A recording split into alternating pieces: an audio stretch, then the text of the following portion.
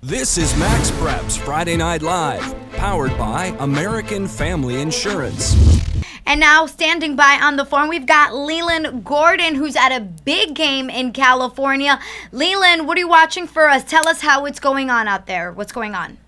Well, I'm in beautiful Santa Ana, California. We have Mater Dei against Alemany, and Mater Dei just took the opening drive all the way for a touchdown, 80 yards. We've got 8:50 left in the first quarter, and it's 7-0 Monarchs. Mater Dei dropped 71 last week in their opening round playoff game. They really seem to be peaking at the right time this season, don't they?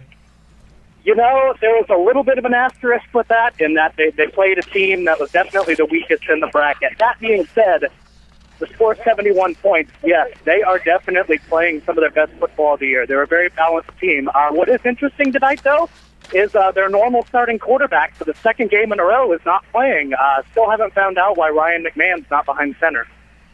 Wow, they didn't say he was injured, no injury report at all? Just haven't been able to find it out yet. Still trying to poke some hornet's nests around here and find it out. Leland, I have a feeling you're going to get to the bottom of this. Absolutely, I'm digging. Hey, Leland, the winner of this game gets St. Bonaventure and Santa Margarita. Santa Margarita, lost their quarterback earlier in the year. Maybe you can break down that part of the bracket and what those other two teams would have for either one of these guys in the Mater Dei game. You know, St. Bonaventure has had a really, really quality year. When they lost to Santa Margarita, when Santa Margarita had their star quarterback, they only lost by, I believe, 3 points. So whoever wins this game is going to have a very tough draw next week. Because Santa Margarita is well coached, and St. Bonaventure has just been rolling all year. Hey, Leland, it's Steve Buack. Sounds like there's some excitement going on there at the game. About Alemany, obviously a very talented team, and I saw down in the LA Times down there pick them Mater Dei. Would you say this would be an upset if Mater Dei beats Alemany, and what do you like about Alemany? You know, I don't see this being an upset no matter what happens, because these are two very good football teams. If you look at the Freeman rankings, the computer rankings on MaxPreps.com, you'll see that nationwide Alemany's 19th and Mater Dei is 20th. So this game, I see it coming down to the last second, and I think these are both very good teams. Alemany and Mater Dei both play in some of the toughest leagues in the nation. Okay, Leland Gordon, thank you very much for talking to us all the way in Southern California. And now it is time to talk about guys. Last week we spoke about rappers and their sons being out there playing high school, but now MaxPreps.com has something new. Well, this week it's the more traditional following in your father's footsteps, not necessarily going from rapper to athlete, right? But going from athlete to athlete. And we feature and we focus on some of the names that you all know so well from their years in the NFL, Testaverde and Beebe and Sanders. And Steve Spiewak's going to talk a little bit more about some of the other guys we talked about and focused on in this new feature. Yeah, guys, when you're the son of a prominent NFL player, you're growing up in an NFL locker room. You're, being around some top players. You're getting usually great coaching, and you're studying the game. You're learning the game. So it's really no surprise that, in addition to having great bloodlines and being genetically, gifted, that we see so many sons of former NFL players doing so well at the high school level. Last year we had Barry Sanders Jr., Deion Sanders Jr. This year we have Jeff George Jr. Jeff George, obviously a very good quarterback in the NFL for many years, but sometimes people forget that he was the nation's #1 overall recruit coming out of high school. So a terrific high school player, and Jeff George Jr. is a quarterback for Warren Central, one of the traditional perennial powerhouses in the state of Indiana, Class 5A. They always have very talented teams. He's only a junior this year. He'll be a senior next year, and I think he'll blossom a little bit more if he's definitely the go-to guy behind center. He shared some time a little bit.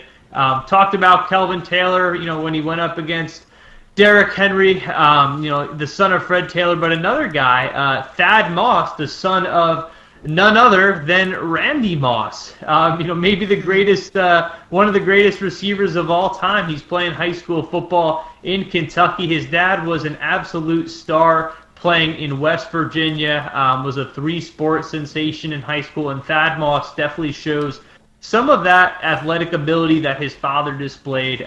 Big, tall target, great build for a ninth grader. Not very skinny, but a solid build. And I think his best football is definitely yet to come. But always cool to see a Moss, wearing number 84 on the roster. So be cool to see how he progresses. But yeah, guys, there are so many sons of NFL players roaming around in the high school football realm, and the fun part is each year there's always new ones.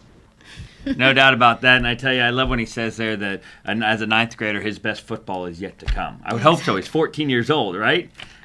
Stop. All night I've been saying it. I don't need to repeat it, that my goal at high school was just to get through it. And these kids are doing way more better things. And I can't imagine the pressure, though, of feeling of having to fill your parents' footsteps. So I'm glad I'm just a television journalist. Right. And you know what? It's not just the sons. We see some daughters of pretty prominent athletes as well. We mentioned Thad Moss and Randy Moss. Sydney Moss is Randy Moss's daughter, and she was a star basketball player in high school in Kentucky, now plays at the University of Florida. So the bloodlines go to both genders. A lot of times those traits get passed on. Once again, television journalist. Spiewak, you've got any updates for us?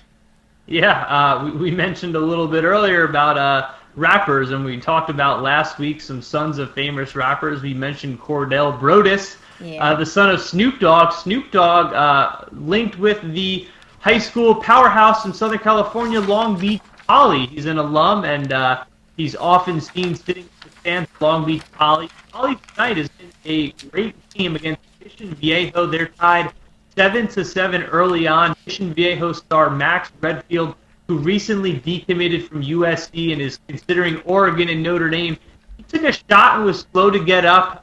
Be interesting to see if he can play at 100% for the rest of the game. But I remember last year when Mission Viejo was playing Poly in the playoffs, Snoop Dogg actually tweeted a taunting remark meant for the Mission Viejo coach. He said, "Coach Johnson, we're coming for you." Ooh. So I think suffice to say that Mission Viejo is ready.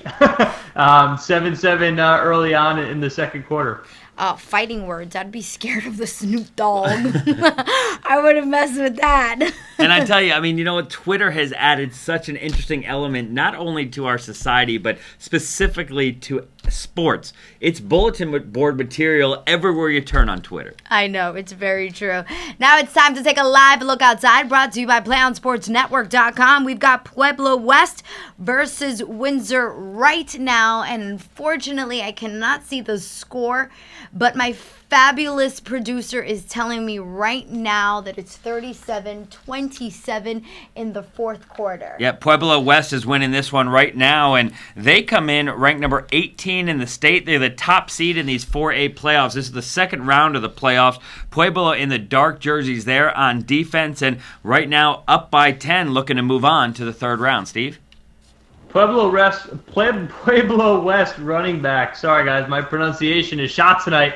Pueblo West running back Derek Jackson, through 10 games this year, guys, 2,765 rushing yards. So he's certainly the key to their offense. It seems like he's gotten going tonight. Doing well so far, and probably expect to see more of Derek Jackson, the 5'9", 190-pound workhorse for their offense. All right, Steve, thank you very much. Jason Albert, any updates for us this evening? We do want to update you on the top team in the country, according to MaxPreps.com's excellent top 25, brought to you by the Army National Guard. Manatee, number one in the country, no problem in round one of Florida's playoffs. They beat Northeast 65-12, so Manatee rolling on. That was expected, correct? Very much so, and we will see. It's going to get tougher as they go along, but they have just dominated everyone they've played this year. Yeah, well, the game changes right about now. We're also going to try to see if we can take one last live look outside right now, and let's see if we can do that right now. Just hang on with us there.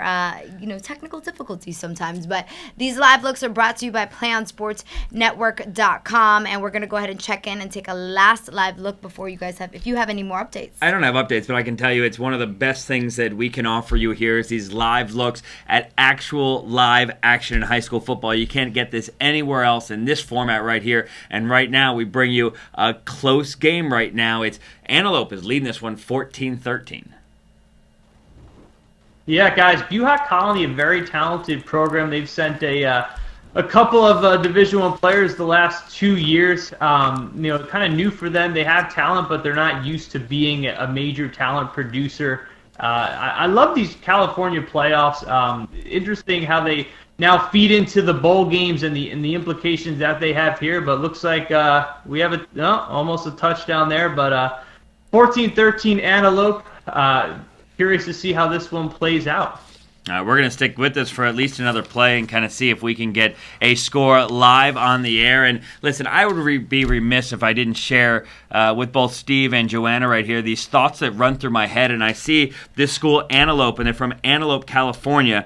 And as I went through and I did all my research on them, I was shocked, upset, and floored that they weren't the Antelopes. Oh, that would just... That should have been their mascot, right? No, I disagree with you 100%. It's corny if it was... But that's why you do it. It's the Antelope Titans, and they right now are on offense. They are driving. They are trying to increase their 1-point lead now. Looks like it's 1st and 11. We're going to stick with it for another play and see if we can get in the end zone. Antelope comes in 10-1 on the season. Buhak Colony, they come in 9-2. So the records are relatively evenly matched, and right now the score is 2. Yeah, let's see what happens. That's not good. That's what we stuck around for, Antelope? Really? A fumble? Really? Well, you jinxed them when you said Antelope. They recovered, though. When you said Antelope, you kind of just killed it there. Oh, no. You know what? They didn't recover it. How about that? We get a turnover on the air. We get something. And there we go. We've got some action going on there on the field. That live look brought to you by PlayOnSportsNetwork.com. Once again, an interesting Friday evening here at Friday Night Live, brought to you, by American Family Insurance. And we have been doing this for quite some time now, but next week we're going to be off because of Thanksgiving. We're thankful for the night off, but we are certainly going to miss the high school football action, which just means that 2 weeks from now, we've got a lot to update you. We're going to have a lot more to talk about, yes, because we will be off next week. But before we go, we've got to check in with Steve Spiewak and see if he's got any last updates for us. Yeah, so we talked about Will Greer and Davidson Day's 104-point performance last week. Tonight, they captured the private school state title by posting 54 points. So not sure what his stat line is. We'll get that as soon as it becomes known. But entering the game based on his 800 yards last week, he was the nation's leading passer with 5,200 yards. So he's going to, my guess is probably top 5,500 yards for the season. He's got offers from Florida, number of other SEC schools. One of the top juniors in the country, Will Greer and Davidson Day, come home with the state title. All right, Steve. Jason, you've got one more update for me. No one wants to go home. We just have updates. We can stretch it out. It's the internet. This is what we do. Let's go. I tell you, Steve mentioned earlier the Goose Creek situation. He called it a murky situation. And quickly to update you on that and let you know that they were actually ruled disqualified from the playoffs for using an ineligible player after the first round of the South Carolina playoffs. Yes. A judge then said, you know what, we're going to let them play Friday night, being tonight. We're going to reconvene on Monday and really decide what their fate is. So they played tonight. They won. But we're really going to have to wait till Monday to see if they move on or if Bluffton, who lost, ends up moving on in the playoffs. So it's a very strange situation in South Carolina. But here's the good news. All the information is going to be on MaxPreps.com, so you don't have to feel like, where am I going to get it all? You're there right now. So we will not see you next Friday, but we will see you the following, and we know you have lots to be grateful for. Steve, I know you do. Your lovely fiance at home. We wish you guys a happy Thanksgiving. Everyone at home, you too, celebrating. On behalf of Steve Spiewak, Jason Alpert, and myself, Joanna Gomez, we wish you a happy Thanksgiving to you, your family, and we will see you on another Friday. Not next, but on the following. See you then. This is MaxPreps Friday Night Live, powered by American Family Insurance.